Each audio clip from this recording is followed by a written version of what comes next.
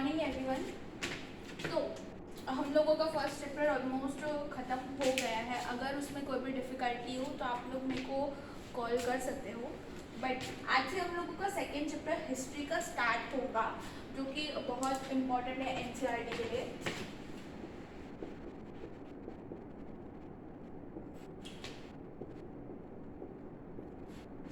Okay, so first chapter में हम लोगों ने क्या देखा? फर्स्ट चैप्टर जो है वो काफ़ी इंटरेस्टिंग था। उसी तरह से जो सेकेंड चैप्टर है वो भी इंटरेस्टिंग है। इसमें भी मैप्स दिखाए हुए हैं जैसे फर्स्ट में थे, और काफ़ी रिलेटेबल भी है। फर्स्ट में हमने पढ़ा था ना कि सेकेंड चैप्टर में आपको ये आएगा, तो अब हम देखेंगे कि सेकेंड चैप्टर में आपको क्या क्या आएगा। ओके, सो इसका नाम है न्यू किंग्स एंड किंगडम। जैसे कि हम लोगों के ग्रैंड पेरेंट्स हम लोगों को स्टोरीज सुनाते हैं ना, ये चैप्टर बहुत इजी है। इसमें क्या है? स्टोरीज है। किसकी? किंग्स और क्वीन की। एग्जैक्ट स्टोरीज नहीं है, बट वो किस तरह से रहते थे, क्या था, क्या करते थे, बस उस तरह से किंग्स और किंगडम्स के बारे में कि कैसे वहाँ पर पॉलिटिक्स खेली जाती थी, कैसे किंग और किंगडम से लेकर अब आज हमारे पास प्रॉपर गवर्नमेंट है जो हम लोगों के बोलने पे ही चलती है, और जो भी जितना भी चेंजेस आए अब हम लोग वो देखेंगे। ठीक है, many new dynasties. Okay, dynasties का मतलब क्या होता है? सबसे पहले तो डायनेस्टीज का मतलब होता है कि एक ग्रुप ऑफ पीपल होते हैं, या तो आप समझ लो कि मैं हूँ, मेरे ही सारे जो रिलेटिव्स हैं, कजिन्स हैं मेरे जितने, हम सब लोग क्या करेंगे? रूल करेंगे। हम लोग कौन है? हम लोग एक ही खून, एक ही ब्लड है हम लोगों के अंदर, और हम लोग सारे के सारे मिलके रूल करेंगे। ठीक है, तो मेरे बाद जो मेरे चिल्ड्रन होंगे, फिर उनके बाद उनके चिल्ड्रन, फिर उनके बाद उनके चिल्ड्रन, इस तरह से करके जो काफ़ी टाइम तक रूल करते हैं उनको हम लोग क्या बोलेंगे कि उनकी डायनेस्टी थी। एक टाइम पीरियड जो है काफ़ी वो उन लोगों का ही होता है, वही लोग जो है वो रूल करते हैं, एक के बाद एक। ये रूल करता है, उसके बाद उसके चिल्ड्रन, ये रूल करता है, उसके बाद उसके चिल्ड्रन, फिर उसके चिल्ड्रन, इस तरह से। समझ आई चीज़? Emerge after the 7th century. 7th century यानी कि 708। हम लोग मीडिएवल एज के बारे में पढ़े, जो है 780 टू 1750 AD। तो 700 AD में ऐसा हुआ था कि डायनेस्टीज जो है, map 1 shows the major ruling dynasties in different parts of the subcontinent between the 7th and the 12th century to 1200 AD के बीच में जितनी सारी भी सब कॉन्टिनेंट से जहाँ पर डायनेस्टीज का राज था, अब हम लोग वो देखेंगे। ठीक है,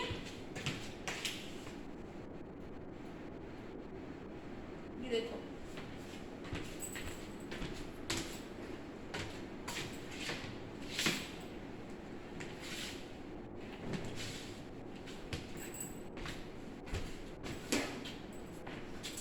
कश्मीर, इंद्रप्रस्था और गुजारा प्रस्थास, परामास, बनारस, कनौज, ये देखो कितनी सारी प्लेसेस हैं। अरब्स ऑफ मंसूरा, यहाँ पे ये एक्चुअली में हम लोगों का गुजरात है। अगर आप लोगों को इंडियन मैप के बारे में पता हो तो ये हम लोगों का गुजरात है, बट तब कैसा था? Arabs of Mansura. मतलब इतना इजी नहीं था इंडिया को एक यूनिटी में लाना।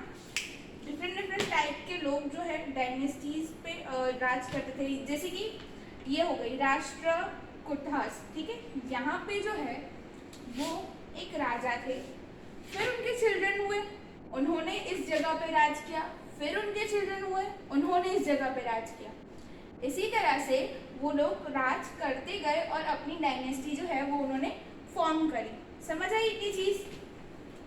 ठीक है, ये बाकी का जो है ये फ्लक्चुएटिंग फ्रंटियर है, मतलब ये सब फ्लक्चुएट हो रहा था। मतलब ये जितनी भी प्लेस है ना जो ऐसे ऐसे दिखाई हुई है आप लोगों के मैप में, इतनी प्लेस में कोई भी दूसरा आके किंग बन जाता था, या तो किंग को हरा के वो लोग दूसरा जो टेरिटरी लेने वाला इन लोगों का सिस्टम था कि मैं एक जगह की किंग हूँ और दूसरा सामने वाला है। ठीक है, मैं तो किंग नहीं हो सकती, बट सपोज करो कि एक किंग है एक जगह पर और दूसरी जगह का, तो उस किंग ने इसको वॉर में हरा दिया और उसकी टेरिटरी छीन ली।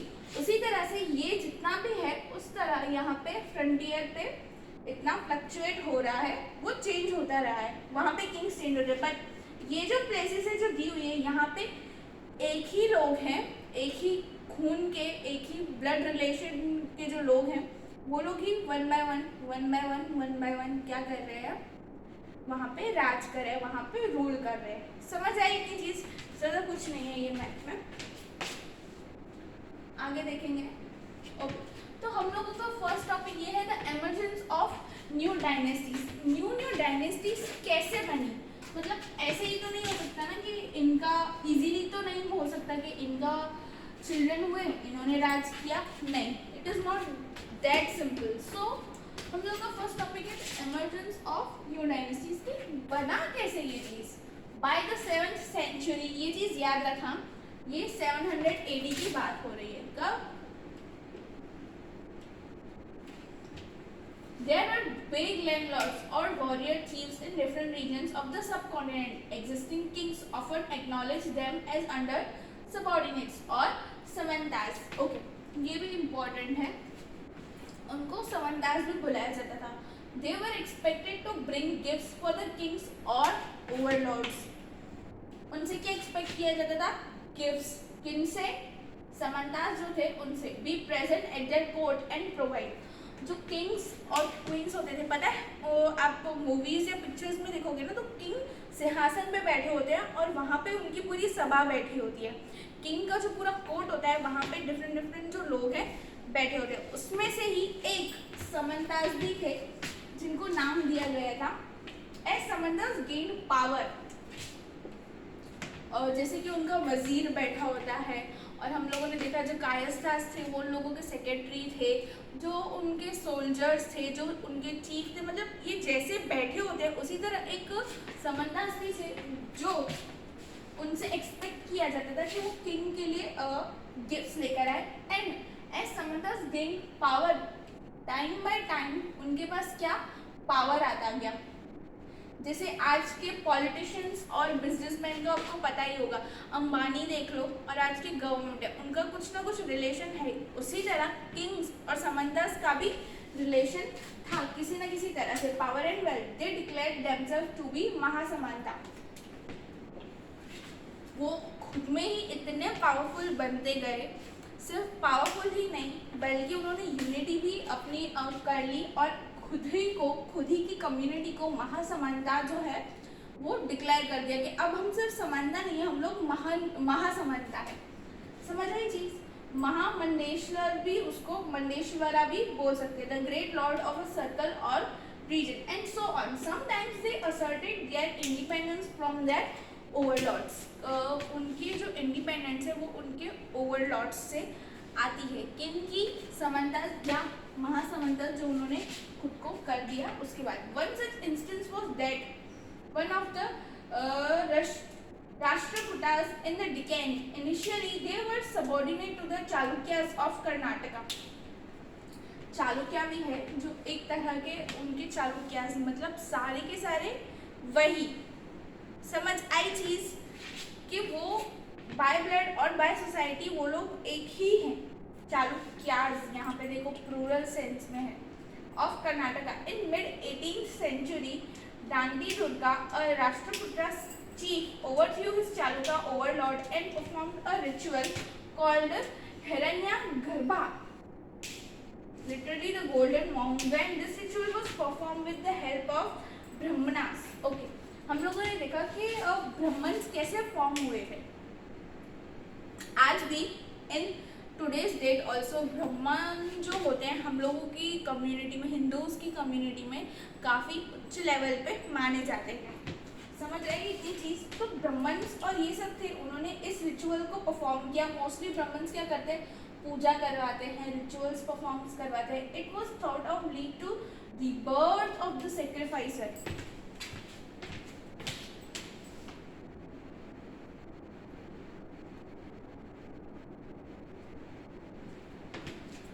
क्या था? Rebirth of the sacrificer as a kshatriya. क्षत्रिय यानी कि हम लोगों ने देखा ना ब्रेव, जो ब्रेव होते हैं, सोल्जर्स होते हैं जो बहुत ज़्यादा ब्रेव होते हैं, उन्होंने खुद को क्षत्रिय मान लिया था। Even if he was not one by birth, अगर वो बाय बर्थ भी नहीं हो, बट अगर हम लोगों ने ये रिचुअल परफॉर्म किया उसके साथ, तो वो क्या हो जाएगा, क्षत्रिय हो जाएगा, यानी कि वो भी ब्रेव हो जाएगा।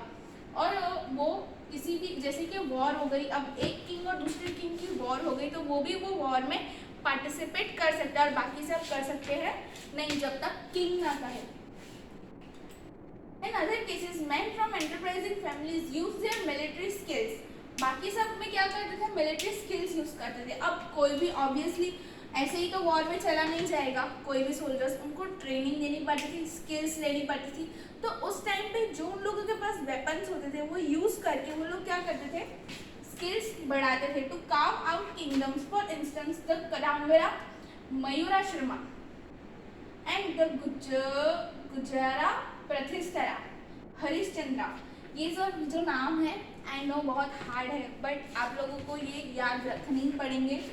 प्रोनाउंसिएशन आए ना है, बट आप लोगों को स्पेलिंग्स याद रखनी है। इसकी स्पेलिंग्स मेरे को आप लिख के भेज देना, जितनी भी मैं अंडरलाइन कर रही हूँ इम्पोर्टेंट है सारी की सारी। ओके, वह ब्राह्मणास, वो लोग क्या थे, ब्राह्मण थे।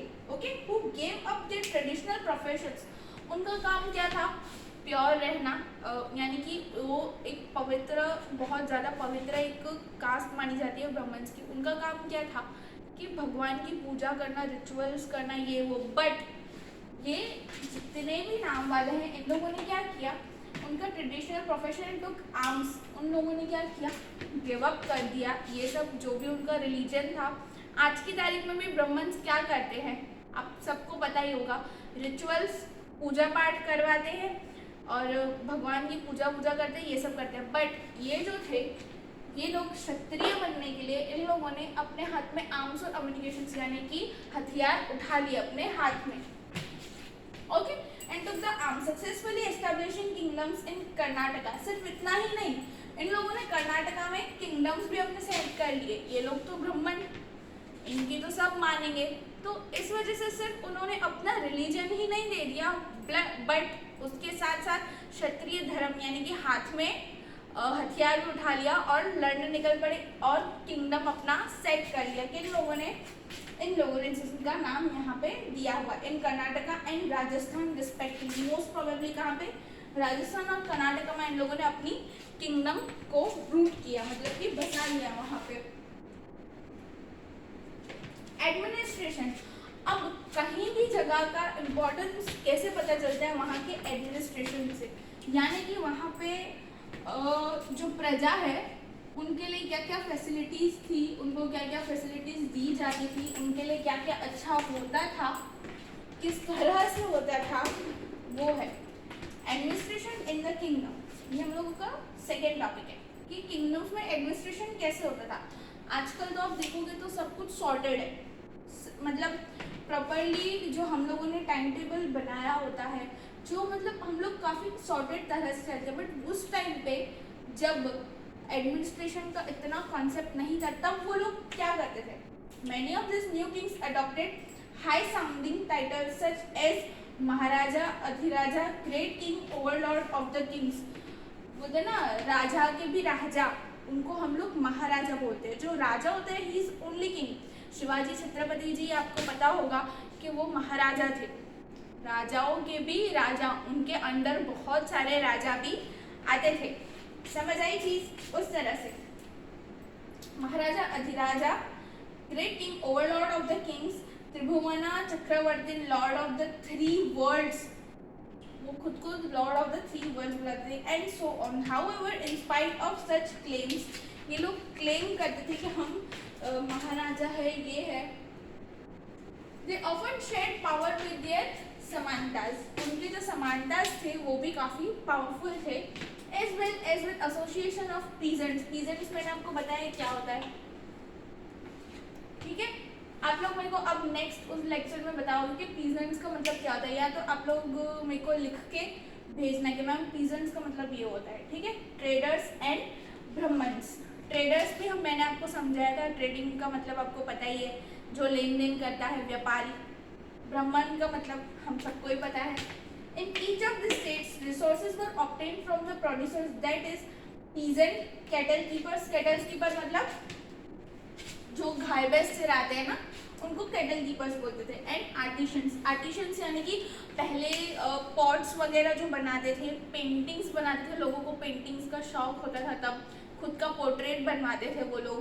तो ये सब जो आर्टिशंस थे हु वर ऑफन परसुएडेड और कंपेल्ड, उनको कंपेल किया जाता था सरेंडर करने पे, यानी कि मजबूर, कंपेल यानी कि मजबूर किया जाता था to surrender part of what they produce. जैसे कि एक फार्मर हो गया, यहाँ पे कैटल कीपर्स ऑफ पीजेंट्स जो है, सपोज उन लोगों ने कुछ क्रॉप उगाए तो उनको कंपलसरी अमुक पार्ट जो है, लाइक जैसे जीएसटी लगती है ना, अभी आप कितना भी आप प्रॉफिट करो या कुछ भी करो गुड्स सर्विसेज पे जो टैक्स लगता है, जीएसटी लगती है, उसी तरह से किंग्स ने जो है वो बहुत साल पहले ये सिस्टम निकाला था कि अमुक इतना जो पार्ट है उसका कंपलसरी सरेंडर, कंपेल्ड यानी कि मजबूर करते थे उनको इतना पार्ट किंग को देने के लिए। ये आपने ग्रो किया, तब मनी का कंसेप्ट नहीं था। तो ये समझो आपका प्रॉफिट है और आउटकम। अगर आप पीजेंट हो तो आपने इतने क्रॉप्स ग्रो किए, ठीक है, ये जो सर्कल है, अगर आप पीजेंट हो आपने इतने क्रॉप्स ग्रो किए। अगर आप कैटल कीपर हो तो शीप्स और गाय भैंस में जो दूध मिलता है, मतलब कुछ भी किसी तरह का भी आप उसका पनीर बना के बेचो या कुछ भी करके बेचो, आपका प्रॉफिट समझो कि इतना हुआ, ठीक है। उसमें से आपको कंपलसरी इतना जो है वो किंग को देना ही देना है। आर्टिशियंस जो है वो पॉट्स वगैरह बना के जो बेचेंगे तो उनका इतना प्रॉफिट होगा जिसमें से वो इतना किंग को देंगे। समझ रहे हैं कंसेप्ट उनका, ऐसा इस तरह से उनका एडमिनिस्ट्रेशन चल रहा था। Part of what they produce, sometimes this were claimed as rent. आज आपको पता ही होगा कि हम लोग क्या पे करते हैं, आज हम लोग गवर्नमेंट को टैक्स पे करते हैं, पर वो गवर्नमेंट हमको फिर से हमारी ही उसके लिए पे करती है। वैसे ही किंग को जो है ये लोग पीजेंट्स, कैटल कीपर्स ये सब प्रोवाइड करते थे, उन्होंने जितना कमाया उसका थोड़ा सा पार्ट, ताकि किंग क्या कर सके, उनको सिक्योरिटी प्रोवाइड कर सके। अब प्रजा जो है वो खुद तो वॉर में जाएगी नहीं लड़ने, तब तो सिर्फ यही होता था कि डर होता था कि दूसरे जो टेरिटरी वाले हैं वो हम पे कब हमला कर दे, तब तो गांव के गांव जला देते थे। तो इस सिक्योरिटी यानी कि उन सब से बचाने के लिए किंग जो है उनसे ये सब लेते थे, ठीक है। Were claimless land due to lord who asserted that he owned the land. जो वहां के किंग हैं वो खुद को लैंडलॉर्ड भी समझते थे, यानी कि ये मेरा इलाका है, यानी कि यहाँ से इतना अगर मैं रूल कर रही हूँ इतनी जगह पे, तो ये सारे का सारा लैंड मेरा है। तो इस लैंड पे जितना ग्रो होगा, जितने कैटल कीपर्स होंगे, जितने भी एनिमल्स होंगे, जो भी मतलब वो सारा का सारा मेरा है, इसलिए मैं आप लोगों से क्या रेंट ले रहा हूँ, ऐसा किंग का मानना होता था पहले के ज़माने में, ठीक है। 400 taxes. The inscriptions of Kolas who ruled in Tamil Nadu refer to more than 400 terms. Oh my God! यानी कि 400 different types of taxes ले जाते थे किनसे, उनकी प्रजा से। By whom? King. The most frequently mentioned tax is Veti, taken not into cash but in the form of forced labor. Okay, ये तो और भी बुरी चीज हो गई कि अब यहाँ पे तो ना किंग कैसे रेवेन्यू और रेंट लेते थे अपना, सॉरी, पीजेंट्स और कैटल कीपर्स जितना कमाते थे उनका थोड़ा सा पार्ट ले लेते थे। बट यहाँ पे किंग ने, यहाँ पे जो एग्जांपल दिया उसमें किंग क्या करते थे कि उनसे लेबर करवाते थे, यानी कि उनसे अपना काम करवाते थे compulsory. The most frequently mentioned is vetti, taken not in cash but in the form of forced labour. मतलब यहाँ पे भी कंपेल तो उनको करते ही थे, मजबूर, यहाँ पे तो फोर्स करते थे उनको।